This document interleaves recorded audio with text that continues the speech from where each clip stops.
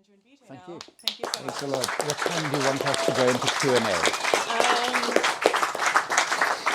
Probably around 8:15. Thank you so much to Housmans for having us. I would imagine to the vast majority of us who are here, this is our favorite bookshop. My son, who works as a political organizer for Acorn in Sheffield, has this as his favorite bookshop. It's just quite a distance to come to do a good shop, but it's worth it, he tells me. Thank you so much to all of you for being here. It's lovely to see some friends and some new faces. And thanks so much, VIJAY, for being here. I first met VIJAY when we were making the Shadow World film, and we interviewed VIJAY for the film. And it was an absolutely brilliant interview. You can see the film, although if the producers ask, I never said this, for free on YouTube at the moment. You just search Shadow World film and make sure it's the 94-minute version, because all sorts of people, which I didn't realize was a thing on YouTube, just do their own edits of films and put them on YouTube. So the 94-minute one.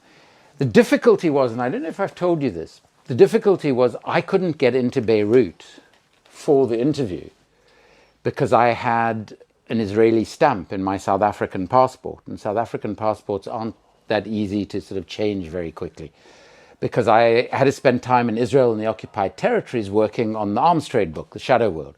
A lot of arms dealers are based in Israel, you'll be shocked to discover, although I'm probably not allowed to say this at the moment. So I did the interview via Skype, I think, as it then was. And, you know, when you see someone sort of from here up, you just get an impression of the person.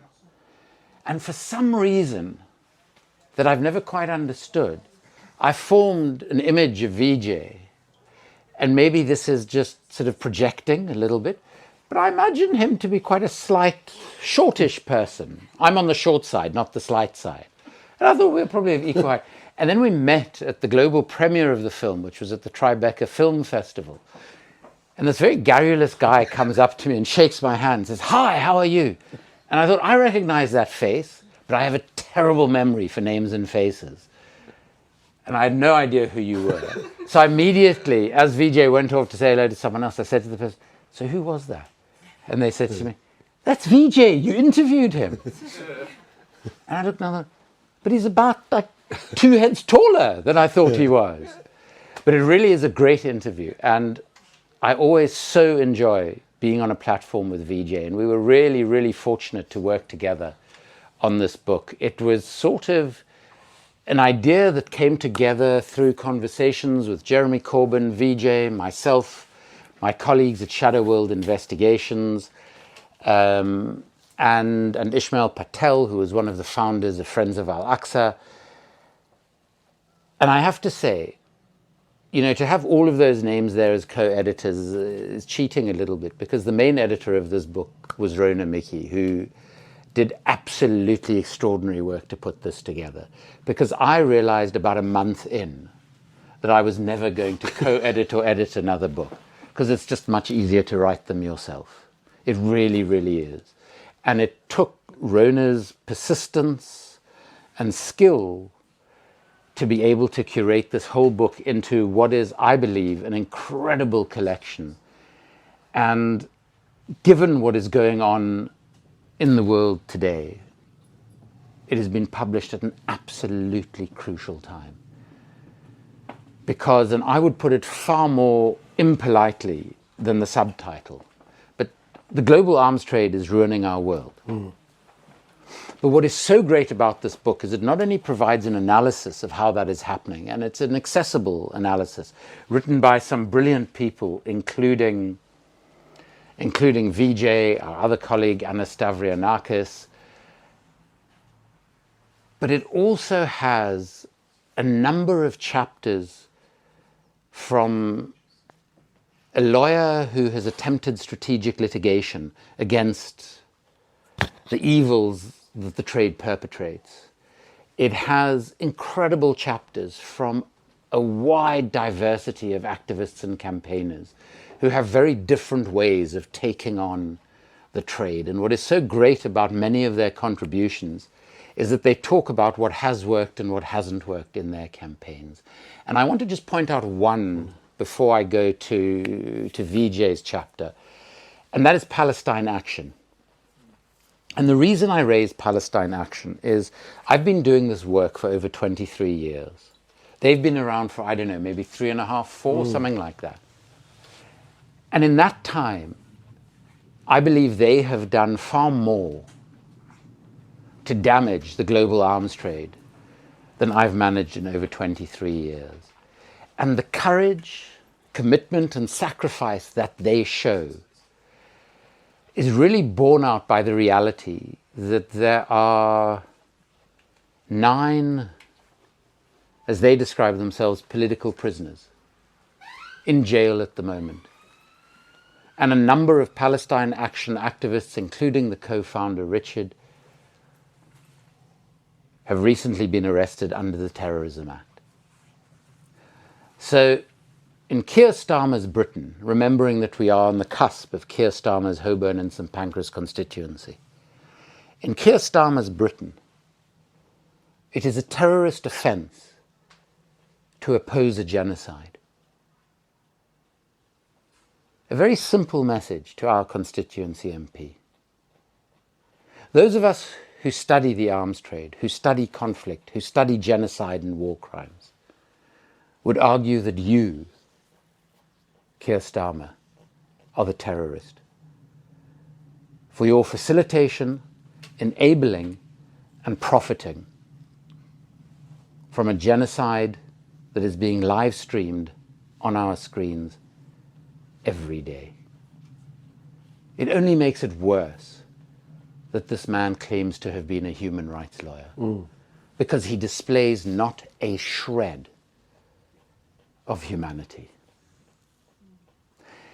And that's just a little part of the context in which this book has been put together and has been published.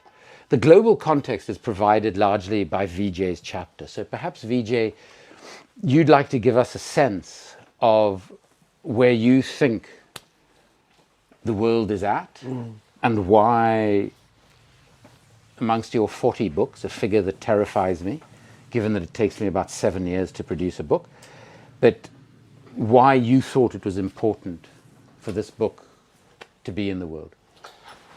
It's great to be here.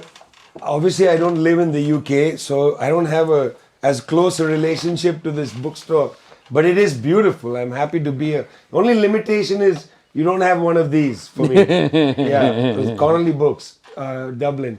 Next time. So, when I was young, I grew up in Calcutta in India, and there were lots of used bookshops. There were very few new bookshops that were affordable to us. Yeah. And in the used bookshops, my father, who was a very curious man, meaning his curiosity was very high. It's not that he was a curious person. He was also a curious person, but his curiosity was very high. And for some reason or the other, maybe it was from the discount table, he had bought all the paperbacks written by Anthony Sampson. Oh, wow. And so, as a young kid, I read Anthony Sampson's amazing book on the oil trade called The Seven Sisters, which, nobody reads this guy anymore, but he was one of the great British journalists, like an honest journalist who wanted to understand the institutions of the modern world. And then one of the books that he had, which I read a little later, but still as a young person, was his book, The Arms Bazaar. This book is amazing if you've never read it. I mean, he lands at the beginning of the book in Washington, D.C., and he's staying at a hotel where there's an arms bazaar. And he just goes down for a walk, and he takes you with him into this marketplace of death. And it is an extraordinary moment, his realization of the money. It's not that any of us are unaware. We are all aware of the arms trade. But I think what books like that make you acutely aware of is the scale of the arms trade and the banality of it. You know, it's like they just walk around like it's a shopping mall. And, you know, there's a tank. Here's an aircraft. I want 10 of these. 25. The banality. You know, it's like a shopping cart. You put the milk in, you got the bread. And in fact, Anthony Sampson's book shows you not only that level of the banality, but the institutional integration of the arms trade with democratic government. You know, completely integrated. And, you know, I remember when I first read Shadow World, I thought, wow, this is like an update of Sampson's The Arms Bazaar because, you know, look, I mean, Andrew says it takes him 7 years to write a book. How many of you have read Shadow World? It's a considerable book. It's not like 100-page, you know, it's a heavily researched, incredible book. It's encyclopedic in the range, you know. And in that sense, it deserves to have taken 7 years to have been written because it deserves to be on your shelf. You can go back to it and check the things on Lockheed and check the things on this or that. It's a reference, you know, a real reference on the arms trade. Why? Because the arms trade is so ubiquitous. Indeed, so ubiquitous that you can't see it anymore. You know, I mean, we're coming up to this thing you call Remembrance Day. Yeah? You walk around the train stations, everywhere you go, there seems to be somebody already wearing a poppy. You know, it started. The banality of celebrating war. I mean, I remember as a kid reading another book. This was a little harder to read, but super enjoyable. Mrs. Dalloway. Had a good impression. Why? Because the character in it, I've forgotten his name, who's suffering from shell shock. You know, the book is about this dinner party. Yeah, Mrs. Dalloway is going to have a dinner party. She goes out to get the flowers and she's worried about. But there's this other character who's roaming around in the park who's suffering from shell shock. I mean, it's a real anti-war book. You know, it's not a really serious book about the predicament of war, what war does to a person. And then the person suffering from shell shock takes their life. It's a heavy book. You know, more people from the military in many countries hurt themselves after they survive wars than that die in the war. And I don't just mean commit suicide, but hurt themselves in different ways. That stuff is real. The detritus of the arms trade is everywhere. It's not just Gaza that's getting bombed. You know, the rest of us are also getting psychically damaged. You know, the whole world is destroyed mentally. I just feel like we are also, even if you've never heard a bomb explode, your mind is being obliterated by the incapacity to stop this.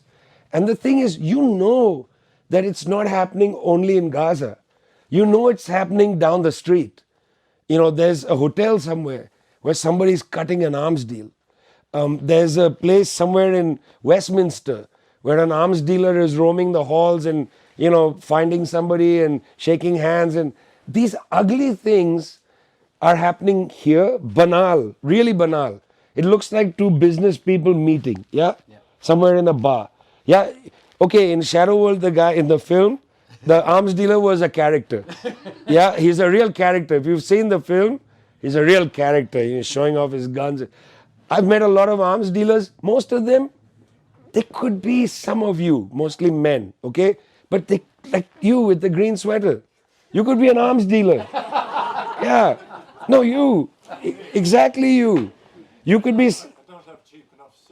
You don't need to have suits. That's what I'm saying.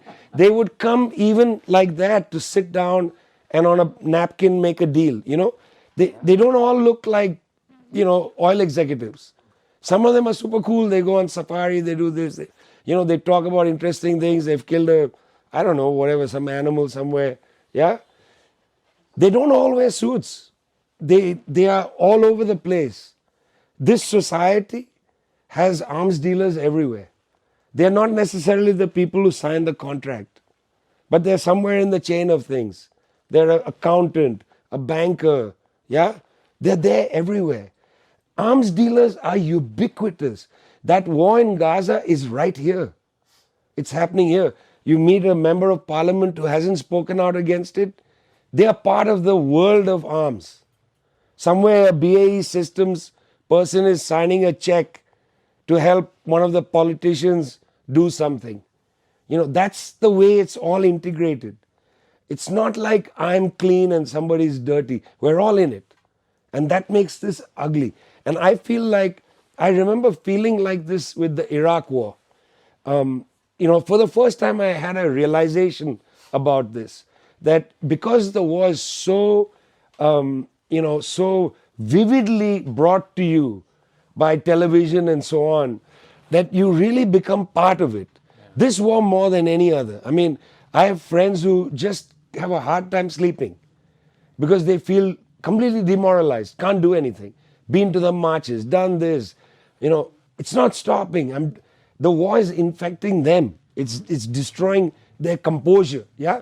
Of course, I don't even want anybody to imagine that there's a comparison between somebody affected in that way and a family that is just, where everybody's wiped out. Obviously, this is not a comparison. But in different ways, with different mediations, the impact of the arms industry is not only on the person who's killed by the bomb or by the bullet. The impact of the arms industry is on our civilization. And that's what I'm really trying to say, is that I am not immune from this civilization. We have to wrench this out of our civilization. My chapter has a name that I got from a CIA agent I interviewed, former CIA agent. He was the CIA station chief in Paris in the 1970s and 80s. Very interesting man.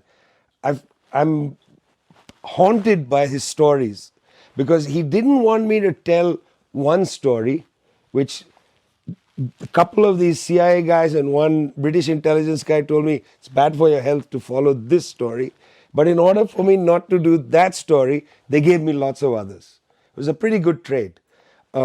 Basically, I wouldn't get hurt, but I got all these other stories. It was not a bad trade. I don't see it because I'm going to write this story eventually as a novel. Yeah. It really is a good story. And you can ask me about it later if you'd like. But what he told me was, he said, the problem with the United States, and he was talking about the United States, is he said that if you have a large enough hammer, everything looks like a nail. So if your hammer is so big and you feel like your hammer gives you, it's like Thor's hammer, yeah? And then why would you negotiate with anybody? Like, you and I have a problem, I just show you my hammer. And, you're going to surrender, or I just clonk you once on the head, I mean, the way the US uses its power, and I think Israel is basically a state of the United States. When the Cuban vote happened against them, 187-2, I was like, man, that's 187-1. One of the most fruitless debates people have is which is the tail, which is the dog. Yeah. Is Netanyahu driving US? It's such a boring debate. It's one country when it comes to these things. Yeah. You can't say, oh, well, Biden is saying I'm trying to lean on them. They're all in this together. Yeah, they're really in this together. Anyway, but the point is, the United States and Israel, there was an idea that they have, which is that we deal with our problems through force. We don't have to negotiate. In fact, the statistic that I point to is that the US State Department budget is 0.084% of the US military budget. So that's how much they value their diplomatic personnel. It's 0.084. You get it, right? There's a 0.084, not 0.84, 0.084. It's a negligible amount. It's actually the cost of, remember those golden toilets in the Pentagon budget? Of course. The lost golden toilets were worth more than the State Department budget. Yeah. That's mind-blowing. So then, instead of negotiating a problem, whack it. Just to take an example, the Ansar Allah government in Yemen made an announcement saying, we're not going to let ships going to Israel go through the Red Sea. They made an announcement. They didn't actually fire first. They made an announcement. The United States immediately said to them, if you do anything to block the Red Sea, we'll smash you. Why didn't Blinken fly to Sana'a to talk to them? They didn't bother. They just said, you can't do that. Ansar Allah did it. The cruise missiles hit Yemen. There was no attempt to negotiate. Blinken goes to Tel Aviv, talks to the Israelis all the time. Yeah. But the savages, you don't need to talk to savages. You just hit them. Yeah. This reminds me, and I'll end with this reminds me of my favorite British piece of writing. It's not a novel that you've read, but it's the memorandum, which I think every British school child should read, in my opinion, if I was to revise the curriculum. It's the memorandum written in 1924 by Arthur, and here's his nickname, Bomber, Arthur Bomber Harris. Squadron Commander Arthur Bomber Harris, 1924 memorandum, after he led the campaign to bomb the Kurds in northern Iraq. So Bomber Harris's memo, which I really believe children in the UK should read, because he says there, this is how you use bombing against savages. The savages need to be bombed intensely from the air because the bombing is pedagogical. In other words, it teaches the savage to behave themselves because they can't do anything about the bombs. And it's coming from God. And they get scared. And then they bow down to us. It's a great text. I would have every kid read that. That is actually the attitude of these countries. Yeah. Like, that's how Israel bombs Gaza. They want the savage to be taught to surrender. This is not about destroying Hamas. It's about teaching the Palestinians who are a savage to behave before their white masters. But the extraordinary thing about that is that, and you introduced me when we met around Shadow World to the work of Iqbal Ahmed. And it was so enlightening for me the way in which he characterized the Cold War.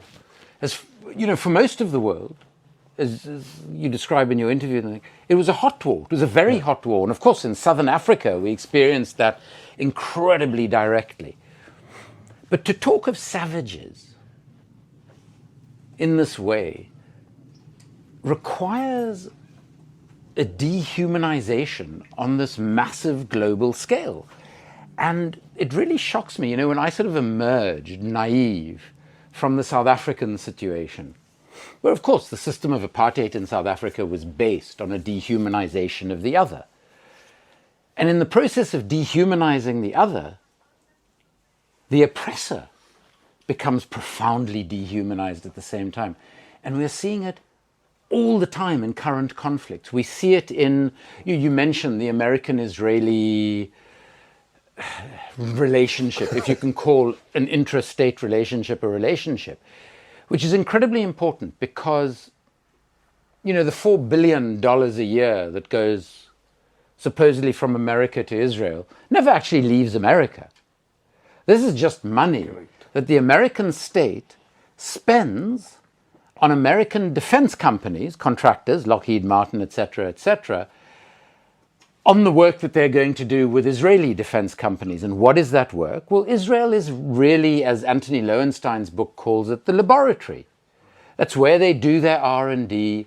They use the occupied Palestinian territories, as we've seen in the most awful way over the past year, as effectively testing ground, often for illegal weapons produced in the United States. So you look at the use of white phosphorus in Gaza and elsewhere at the moment, that's being produced, as my colleague Jack has identified, it's being produced in American factories by American countries.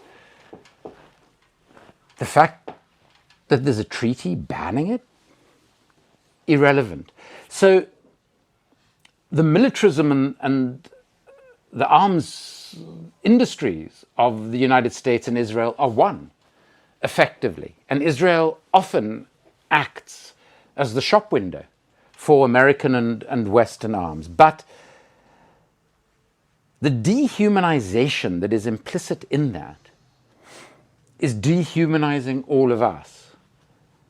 And we see it most obviously at the moment in the behavior of ordinary Israelis, where you see people encouraging their children to destroy food aid that is going into a community that is starving, and they're rejoicing and they're celebrating. You see on a much more minor scale what happened in Amsterdam, where you have this football club, as I'm sure you're all aware, about which, by the way, there has been a report in Israel to its hooliganism and racism, even within its domestic league. Now it comes and exports that to elsewhere, like in this case to Holland, where they were playing a European competition. Why Israel is a member of UEFA. Eurovision. And Eurovision. And, these are all the absurdities that, how can a part of the United States that is located in the Middle East be playing in all of these European things? But the most extraordinary thing about it is, so you see the dehumanization of the Israelis. Can you imagine if any football fans anywhere in the world were celebrating the slaughter of the Holocaust in Germany during the Second World War, of civilians in Ukraine? What would happen to them? They would be beaten up, they would be jailed, they would be described as terrorists. But instead, the dehumanization goes even further than those individuals, and it infiltrates the media and the political class as well. In that the media reports on it, and forgive me if I get angry, but as a pogrom. Now let's just think about that for a moment. A few Israeli football hooligans get beaten up by the supporters of the team they're playing in the city that they are vandalizing, and that is now a pogrom.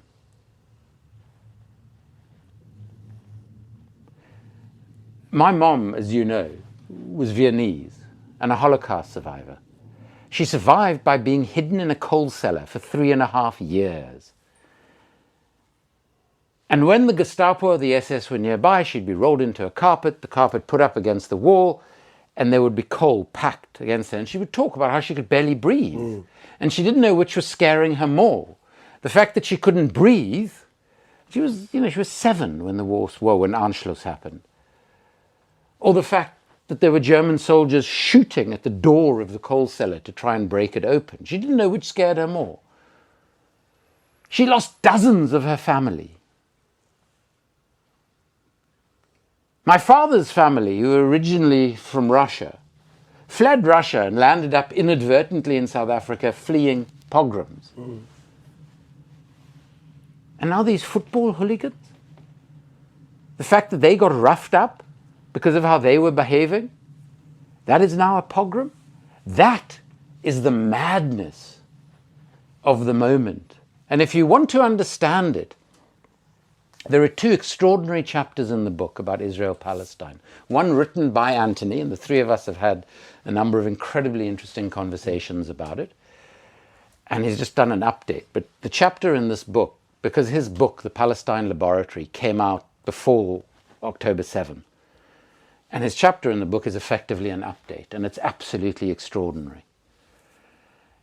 And then the complementary chapter is written by Ahmed Al-Naouk, who lost 24 members of his family, including all of his siblings, his father, all but one of his sisters-in-law, and all of their children. The family home was bombed using one of those 2,000-pound American-Israeli bombs. Civilian home in the middle of a civilian area. You can't actually believe this is happening. But this is what the world is today. And the way our politicians, I mean, the president of the European Commission was bleating on about what happened in Amsterdam and planning all sorts of new measures to protect Jews in Europe, which, you know, this is yet another new form of anti-Semitism that they've invented. Not only, okay, does every Jew support Israel and whatever Israel does, and if you don't, you're not Jewish, is effectively what they're telling people like me, and many, many others, including in Germany and Austria.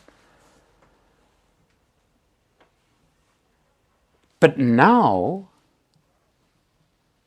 they are suggesting to us that if you are Jewish and supportive of Israel, you can do whatever you want, wherever you want, anywhere in the world. Be it commit genocide, or be it behave like a racist football hooligan, and we will protect you. I mean, it seems to me that Germany as a country is experiencing some sort of a national psychosis. And the worst of it, before I ask you to comment on this, is I was at a Palestine Congress in Vienna a few weeks ago, extraordinary event. There was a German academic there who spoke about the fact that a Jewish German academic who spoke about the fact that the German government is investing quite a lot of money and effort into helping German non-Jews convert to Judaism. And her take on it was quite interesting. She said, you know, maybe some of the German Jews, they just don't like anymore because we don't conform to type. Make your own Jews. Exactly. So now they're making, that's exactly what she said. Now they're making their own Jews. They're making their new, better Jews. And, you know, it brings me back to the madness and dehumanization of describing people as savages. Now, you know, German politicians, the vast majority of whom aren't Jewish, are defining who is and who isn't a Jew, what is and isn't anti-Semitism, what is and isn't a pogrom. I mean, excuse my language, but this is fucking madness. You know, another book which I think should be read at least by, well, maybe by the politicians immediately, is M.A. Cesar's book, Discourse on Colonialism. Even just the first few pages, in fact, if you don't have the energy for the rest. Because in the first few pages, this book is written in the aftermath of World War II. And what M.A. Cesar writes at the beginning is so cutting, because he says, look, the Holocaust was horrible. Yeah. And, you know, there's no way to get it out of our human history, you know, our sense of damage. But then he says, I also want to remind you that we have had these before in the colonies, many of them. In fact, the concentration camp was, you know, developed outside Europe and comes to Europe. And he says, you, the European, are so heartsick because this is now happening on your shores. Yeah. But when it happened away from you, you know, to the savages, you were quite content. And I think that logic is there even now. I mean, I look at the shelves, and just because it's European politics, there's a lot, you know, on Putin and Russia and so on. It's very interesting. You know, I've covered a lot of wars, and there are many things you can understand in a war, and there's many things you cannot convey in a journalistic article. You know, you can't convey, for instance, the sound of war. It's something different. The sound of gunfire, the sound of a building coming down. This is something hard to convey to people who lived in a society where they haven't experienced that. I mean, the last time in these shores that experience took place was during World War II, the Blitz and so on, when, you know, the noise. I mean, children are raised, you know, in affluent societies with silence. You know, it's time to put my child to bed. I'm going to, you know, feed them, bathe them. You know, we're going to read a book in bed, cozy, whatever bullshit, you know, lights, you know, a song, and then you're quiet, everybody quiet for half an hour, and then you peep in, the kid is asleep. Okay, now we can put the music on and have a drink. And then, back the whole silence. Yeah, imagine the noise in Iraq or Gaza or Libya in that period, you know. I mean, bombing happens at night. Don't ask me why. Because it made sense during World War II to bomb at night. Because then there was actually a chance that your enemy had, surface to air arms where they could actually hit the plane. Yeah. Now, like the Palestinians don't have a means to hit the Israeli planes. They're flying too fast and too high. But they still bomb a lot at night. Again, that whole family is obliterated because they're sleeping. Yeah? And I mean, look, if you're bombing at night, you're bombing civilians. Because nobody goes to work at night except revolutionaries who should be working 24 hours a day. Correct? Otherwise, people are asleep in their homes. So if they say, well, we're going after Hamas, and they bomb a house where there's people sleeping, you're not bombing Hamas, you're bombing the whole family. Yeah? You can't bomb only Hamas in the middle of the night because Hamas people are not sitting in an office sending emails. Yeah. They're asleep at home with their families like other people. Yeah? So they know they are killing civilians. That noise is unbelievably hard to convey to people who have never heard it. Like when you hear a car backfire, that's nothing. It is a whole different scale of noise. I've been to punk rock concerts, but hearing a 500-pound bomb explode, never heard of 2000, is a different level of sonic war. Okay? Then the dust. All these buildings, old and new buildings built in the modern period, filled with the worst toxic stuff. Yeah, glues, epoxy, just all kinds of toxic stuff. When you bomb a place like Gaza, with all these buildings, with air conditioning systems, all kinds of gases and garbage, the Freon, the epoxy, the plastics, everybody's breathing that stuff in. So, when you have like 40,000 people dead, that is a bullshit number. Everybody's dead. Everybody in Gaza is dead because everybody has breathed in that horrible toxic stuff that the modern world is filled with. So it's not just what the bomb does, it's the houses that then become dust. Now, why I said that thing about Russia and so on, and Andrew, this goes right to the issue of my profession, the media profession, which is embarrassing. I mean, David Lammy sent out a tweet saying that, this anti-Semitism will not be tolerated, which was on the Amsterdam thing, No mention of the Death to the Arab song or pulling down the Palestinian flags, none of that, And look, frankly, I'm wearing a sort of football scarf, but I don't really watch football. Yeah. But I do know there's a history of various forms of hooliganism in football. Yeah. So, I mean, why is this so special? English fans go everywhere and beat people up and yell racist things and super racist stuff. Yeah. Yeah, but I don't see this kind of BBC explosion, a terrible racist incident. I mean, it's like a tiny part of their coverage. There's actually sometimes a little bit of media criticism in England of English fans who do that. Okay, so maybe there's a little bit. But this is like way over, like the foreign minister sends out a tweet saying blah, blah, blah. The media, I feel embarrassed about the media often, the bad coverage. But I just want to reflect on the Ukraine-Gaza thing because, there's a lot of concern about what's happening in Ukraine, the Russian invasion, this, that. If the Russians were bombing Ukraine like the Israelis are bombing Gaza, you would see those images 24 hours a day. The Russians are simply not bombing Ukraine like they are bombing, like the Israelis bombing Gaza. Let me give you a couple of examples.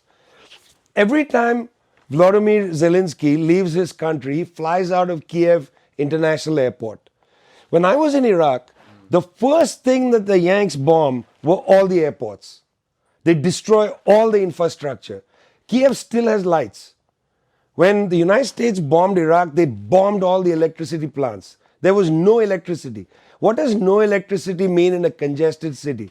It means no refrigeration. That means all the food goes bad. I mean, I'm not talking about the food in people's homes. I'm talking about the food in distribution centers, wholesale markets. Everything goes bad. The whole civilization collapses like this in a day. Libya, they bombed everything. No airport, no electricity plants, no water supply. this is not just Gaza. This is how the West bombs. And it's very interesting that the Russians are not bombing Ukraine in the same way. And yet, in my brief time when I keep coming back to the UK, people here are more worried about Ukrainians than they are about the Iraqis, the Libyans. And every time I say this, people interpret me as saying, oh, I don't care about the Ukrainians. I'm not talking about myself. I'm talking about people on these great islands. That, I get it. Ukrainians are Europeans. I get that people have a special feeling and, and I keep using the word savage because that's an underlying feeling in people's consciousness. That, okay, 1,000 Palestinians dead, well, they'll make more brown people somewhere. But 1,000 Europeans dead, oh my God, Europeans are not having enough children. They won't reproduce, the whites will decline. There's a lot of this that is there. So what underpins that? Huh? What underpins that? Well, it's called racism, but I'm sure there's more than that. No. Yeah. That's exactly I grew up in a settler colonial state that was underpinned by racist white supremacy. Yeah. And it is astonishing how much one sees that in the so-called West.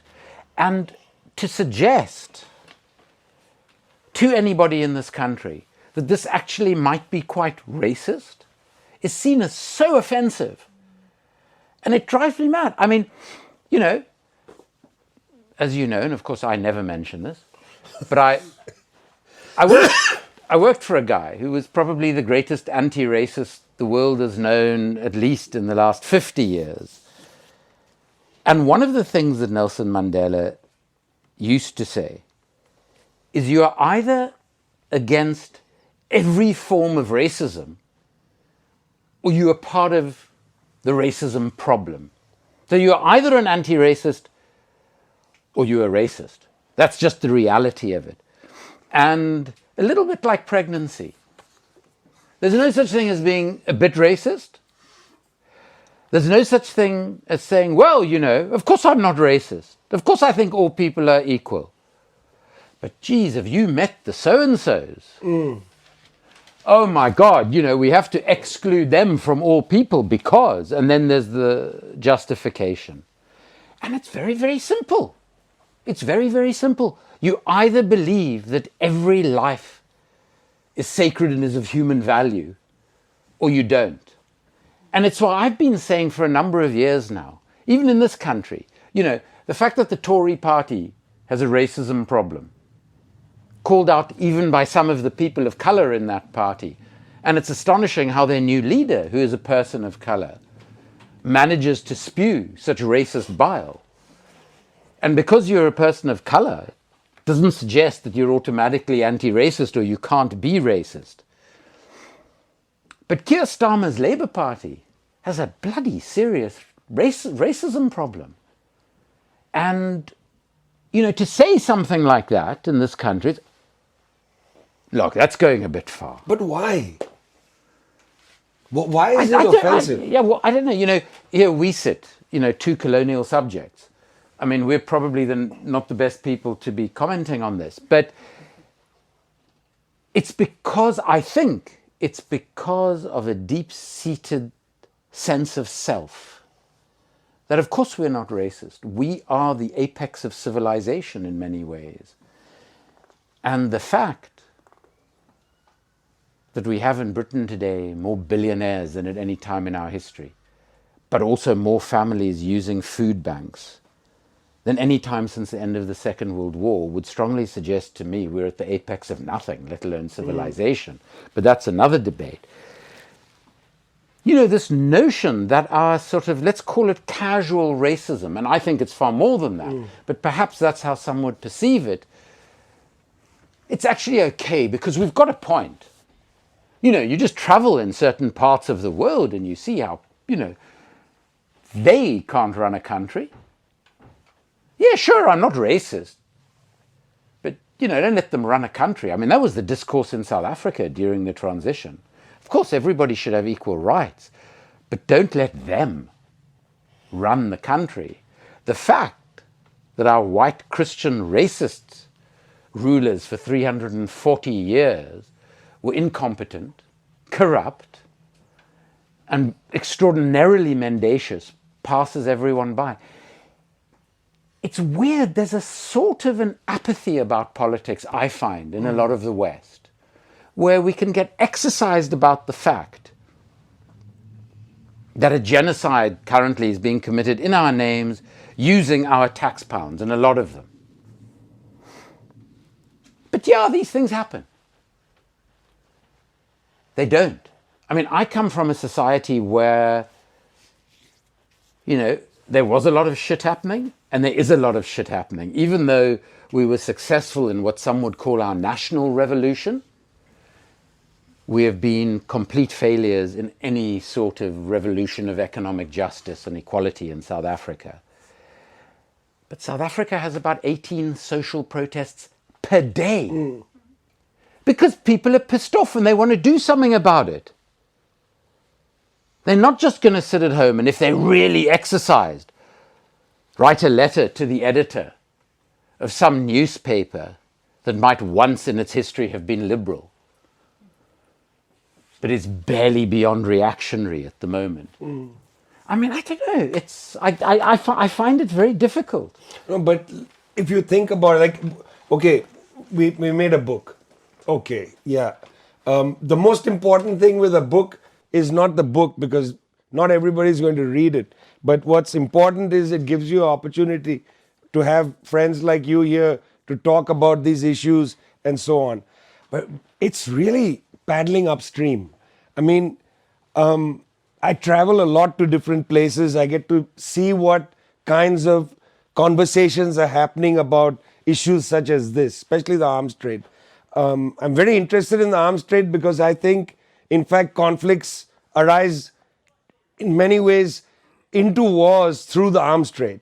You know, whatever can be settled, lots of petty conflicts could be settled. But the moment you introduce guns into it, the settlement is delayed.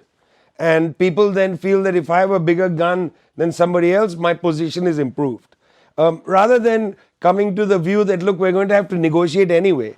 You know, the gun changes the quality of the conflict. Conflicts are not produced by guns.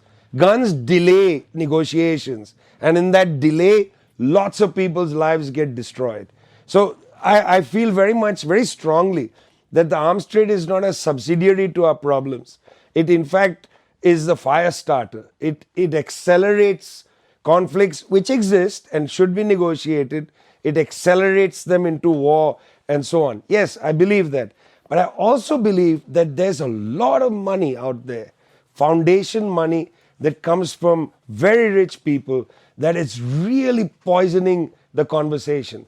You know, whether it's American foundations, and increasingly the billionaire class is really funding they're funding the limits of the conversation. You know, Peter Thiel, I don't know how many of you know this guy.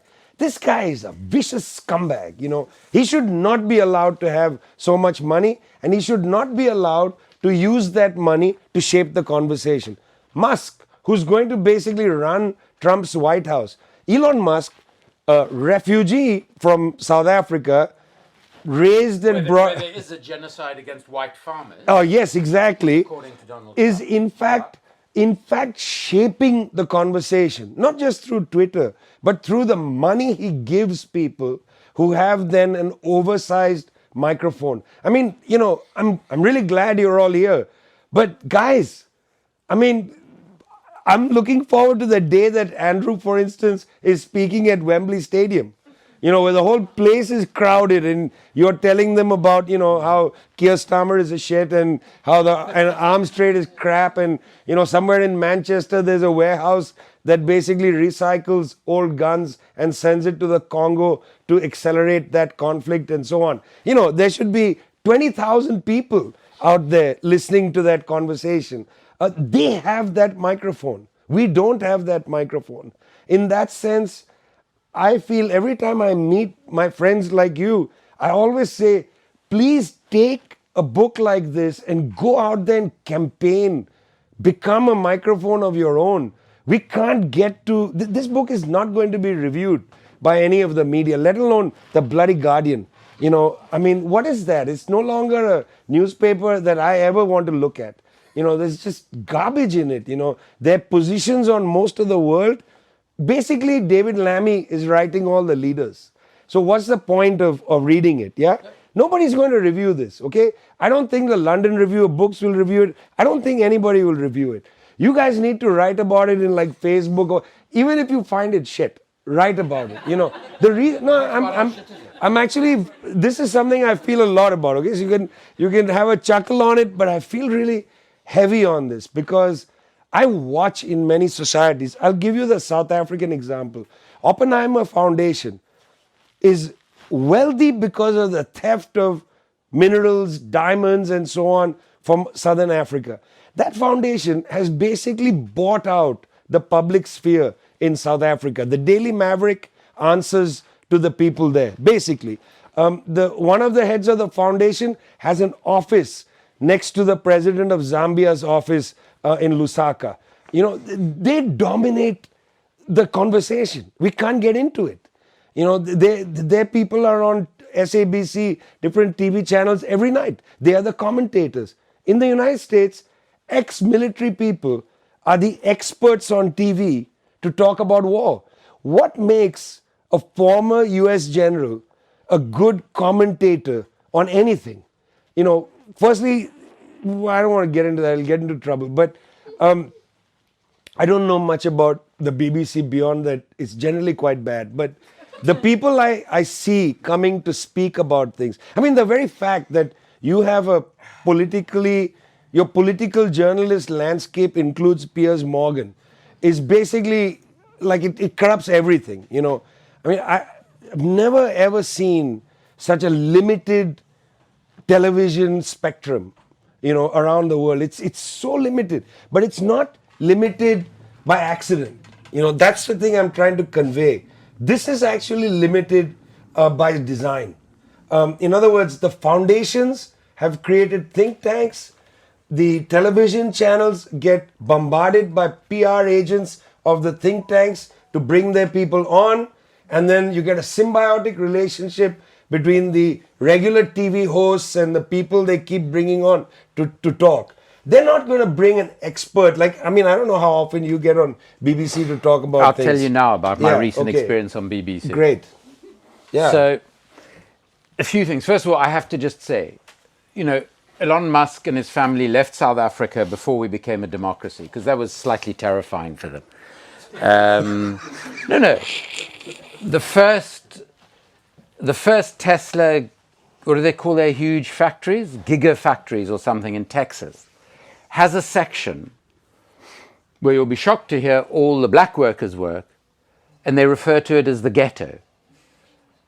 And if you're a white South African who left rather than be a part of a democratic country that raised you and from whom you were extraordinarily privileged in your education, etc., you'd think you had the self-awareness just to be slightly more aware of sort of racial dynamics. Okay. Peter Thiel's grandfather comes from Namibia, what he would refer to as German Southwest Africa, where he was a deeply committed Nazi who then fled to Canada. There's actually quite an interesting piece, and I can't for the life of me remember where it's been written, about the influence of apartheid South Africa on both of them, whether consciously or unconsciously. And I think this is incredibly important when we think about the world that they're creating. The BBC. So I used to do a lot of stuff on the BBC and write a lot in The Guardian, okay? My experience with The Guardian was that when I approached them with an article about Margaret Hodge, who I'm sure most of you know, who's now, I think, in the House of Lords for Labour, was quite a good chair of the Public Accounts Committee in Parliament, but was also the first person to describe Jeremy Corbyn publicly as an effing racist and anti-Semite. Margaret Hodge's family business, which is an iron and steel agency, made tens of millions of pounds profit out of the apartheid South African state, including when she and her brother were the two major shareholders. Her brother was the CEO, she was on the board.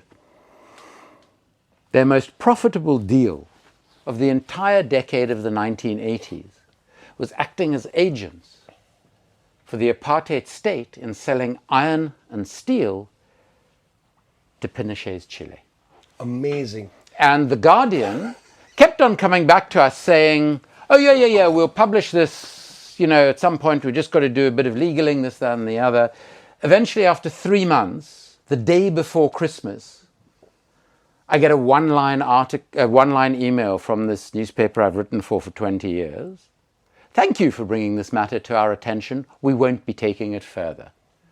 Okay, so that was me and The Guardian. Me and the BBC, I used to do a lot of stuff until I was doing a show, and as we were about to go live, a producer said to me, oh, please don't say anything critical of the Saudis. It was about the British arms trade.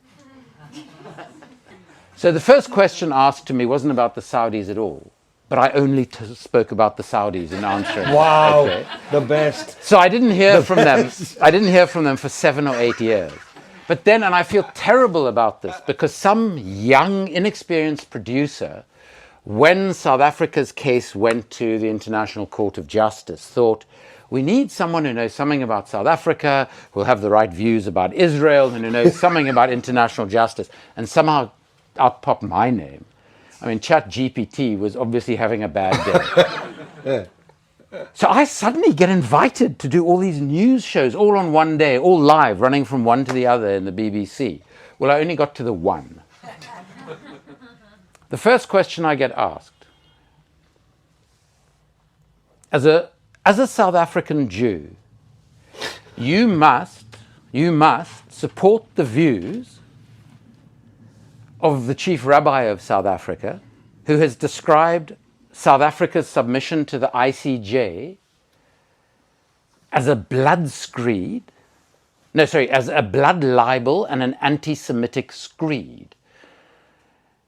I'm not one to be speechless regularly. I literally was on live television with my jaw hanging open thinking, did she actually just ask me that? Yes.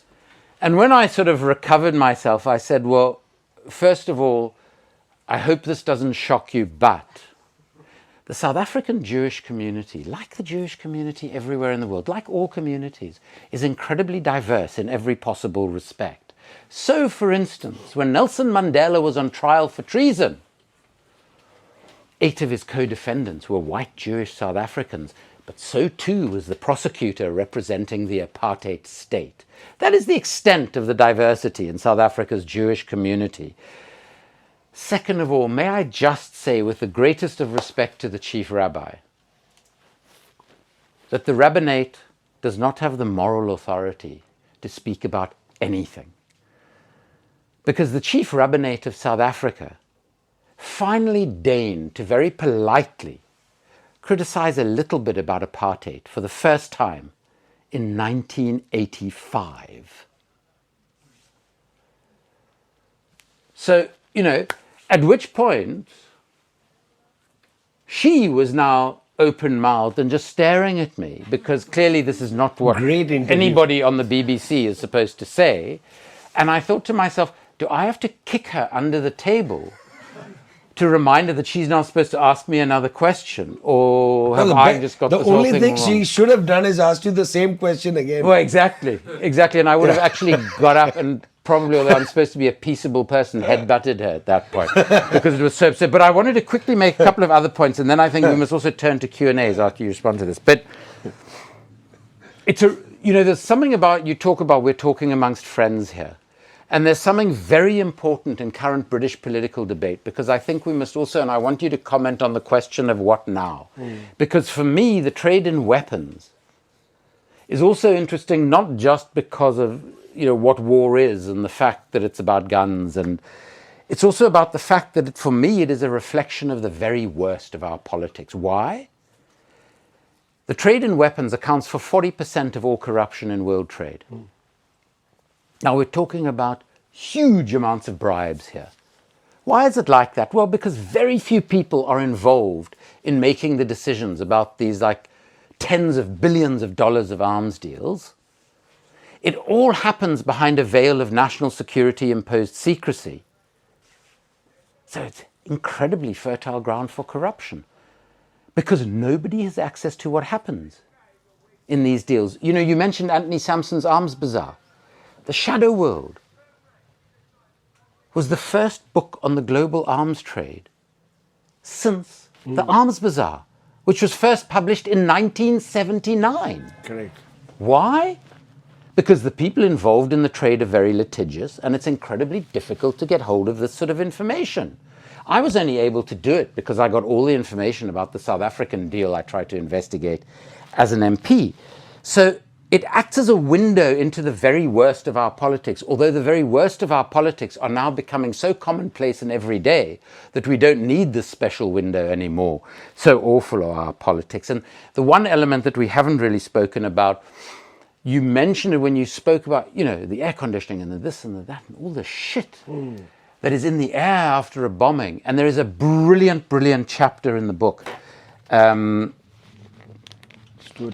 which Stuart Parkinson from Scientists for Global Responsibility has written, that everybody should have to read, because it talks about how conflict is destroying our natural environment, and how this refusal to ever think about negotiate or diplomacy is actually sealing the climate catastrophe in so many ways. So it really is a reflection on the nature of our politics. But the final thing I want to say before I want you to consider a bit what we do, because I think there are some ideas in here about what we do. Because for me, in this sort of polite political environment, I just try and speak more loudly and more rudely to try and actually communicate that it's not okay to just be polite about this anymore, because what is happening is no longer polite. It's actually quite rude to slaughter over 42,000 people, many of whom are children. It's actually quite rude for us as a country to be profiting from that. So to be polite in our opposition to it is something that I don't think we can afford anymore. And it's very important about our political debate in this country as we go forward, because obviously after this election, in which we have 5 independent MPs, there were 2 independent MPs in the previous 55 years. Okay? Wow. Yeah. So this is really unprecedented. And independents all over the country, like Liane Mohammed and many others, did incredibly well at huge disadvantages. An independent can spend £17,000, 17. The Labour Party can spend as many millions as its donors will give it. And that's what independents face. And of course the media ignore you completely and utterly, which is nice, because that means you have to knock on 50,000 doors and you actually get to have conversations with people you want to represent, none of whom have ever seen their MP in this area, even though he's been their MP for almost 10 years. But where do we go from here? And there's some people who say, we desperately need a new political party yesterday. And the person they want to lead that party, who is a friend of both of ours, Jeremy Corbyn, says, why on earth would you do that? You don't want a Labour Mark II. People who aren't interested in the minutiae of Westminster politics will say, well, this is just those people who got kicked out of the Labour Party for being anti-Semites and various other things. They just now want their own party. It's just going to be another party like all the other parties.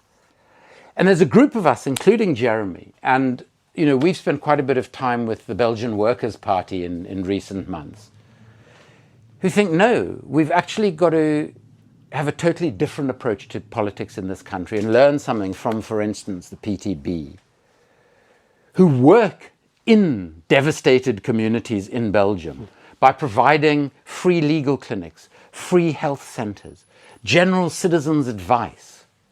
And they do that for years in an area before they will contest anything electorally in that area. And what we are saying now is what we've got to do in this country is build local movements. And in this area, we're creating something called the Camden Community Alliance, to actually give a structure to community power here, to take on our remarkably corrupt Labour Council, who really do very little for the residents of this area and an enormous amount for big corporations. They gave Google £1.5 million to build this very fancy office right next to the Camden Council.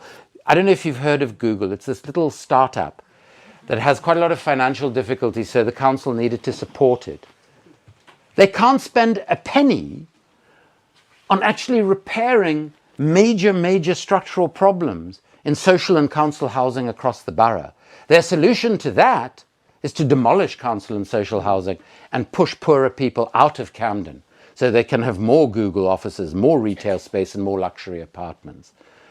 And we believe that by building locally and then all of these local initiatives coming together to form a national movement that will then democratically decide whether we should become a new party at some point to contest the next election against what is a totally corrupt, mendacious, warmongering and mediocre political class. Just do it differently so that you're actually embedded in communities when those communities decide who they want to stand as their candidates to represent them.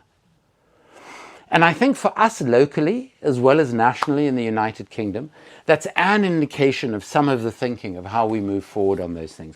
But as a last contribution for us before we go to Q&A, let me know any thoughts you have on what we do about the state of the world as it is. Just a little question that you've got 2 minutes to answer.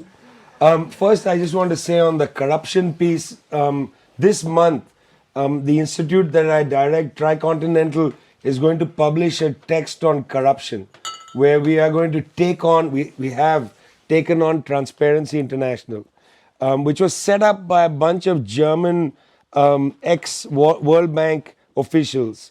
And it had in my opinion, corporate managers. It had an agenda to minimize the definition of corruption, to pick on what they saw as public sector corruption, and to completely obscure private sector corruption, including the corruption of the arms industry, and just go after a public official who takes the bribe. The public official who takes the bribe is the problem, not the corporate sector that is essentially creating tidal corruption. That's a great phrase from Syed Hussein Alatas, a Malaysian sociologist who wrote about corruption. He says, capitalist societies produce tidal corruption. The tide rises, it destroys everything. But transparency says, look at the state, it's corrupt, let's privatize the state. This is an institution, transparency, built for privatization. And yet people use that stupid corruption index, which is a survey designed to ask business people about their experience with corruption when they go to different countries around the world. It's a super racist and ridiculous index, but everybody seems to turn to it to say, well, which country is corrupt? If you look at the list, all the African countries are corrupt. That's then there's a problem with the index. Yeah? United Kingdom is not. Just a second, he's got his hand up. Just a second.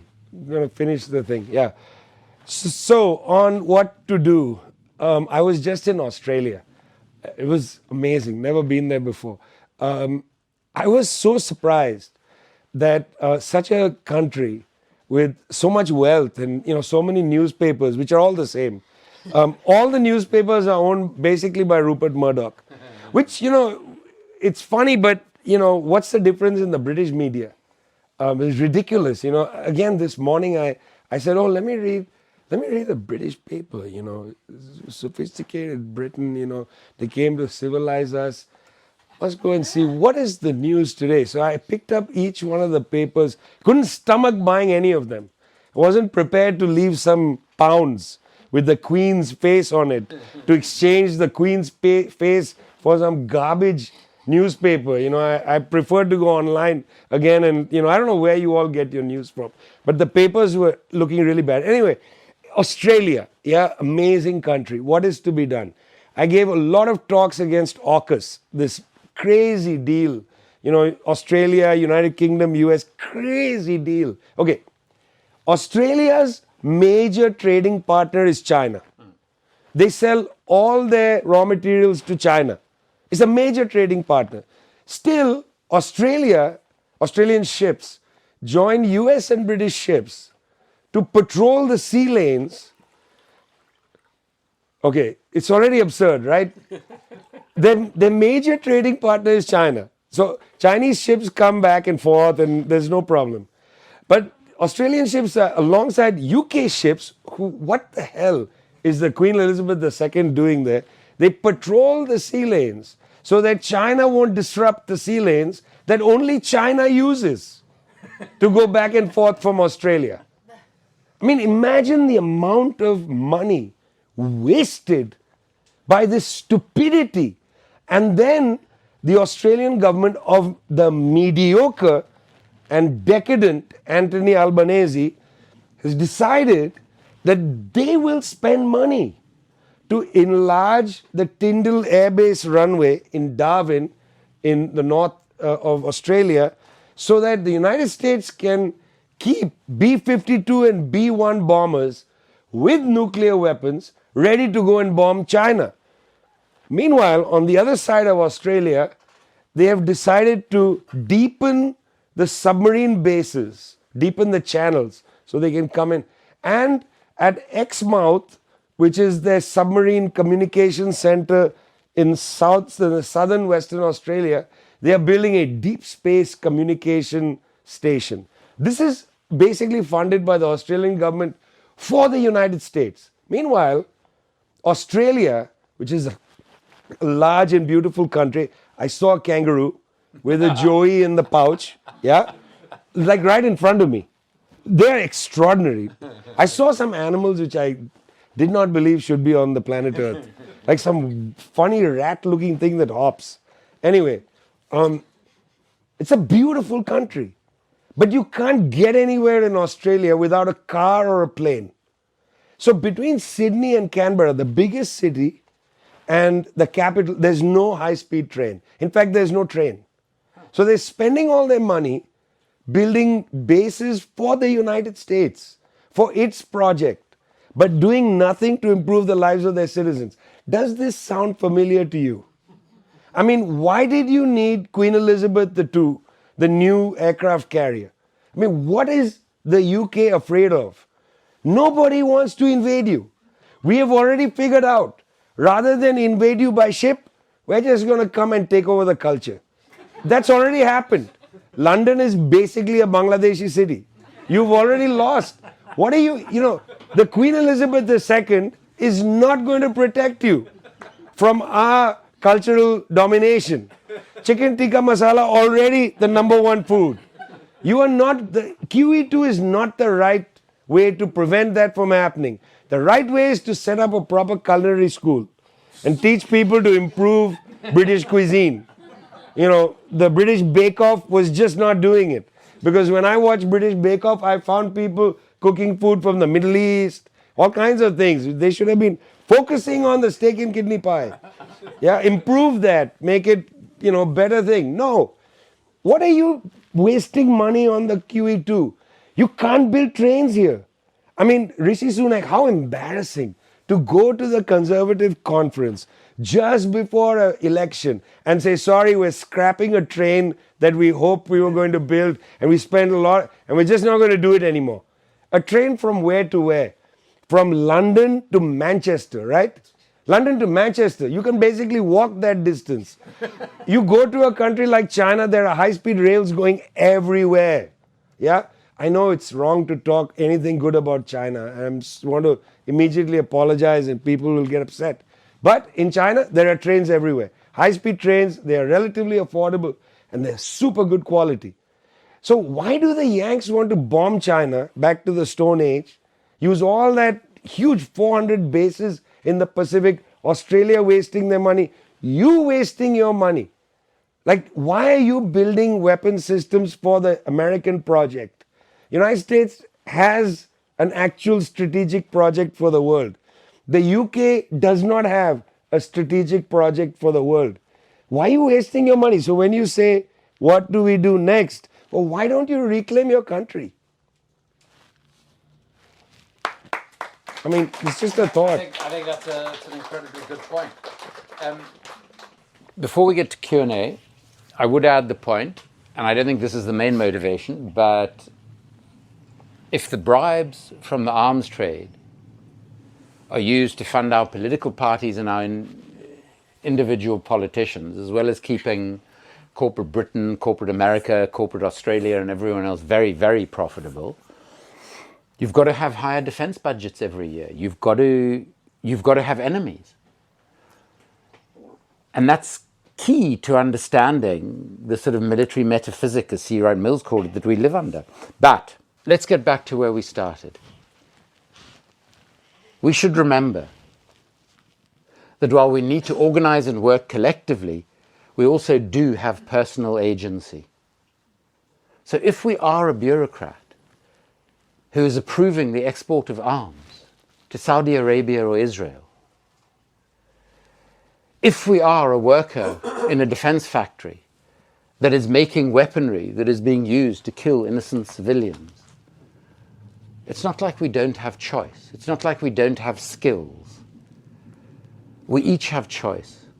Just as the activists of Palestine Action have choice to decide whether they're going to do something that they know runs the risk of putting them in jail for what could be many, many years, in the way that this government is using anti-terrorism legislation. And we should never forget that. The world is a mess. But it's also our world. These people came to represent us.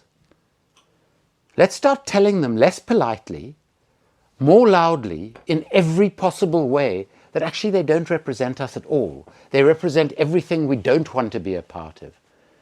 And let's refashion the way in which our societies function and are organized so that they're actually there for the benefit of the vast majority of people, rather than for a tiny, tiny elite, many of whom have backgrounds like Elon Musk and Peter Thiel that are rooted in racist white supremacy that seems to be going through a terrifying resurgence in the world. We have agency. We have the ability to change our world.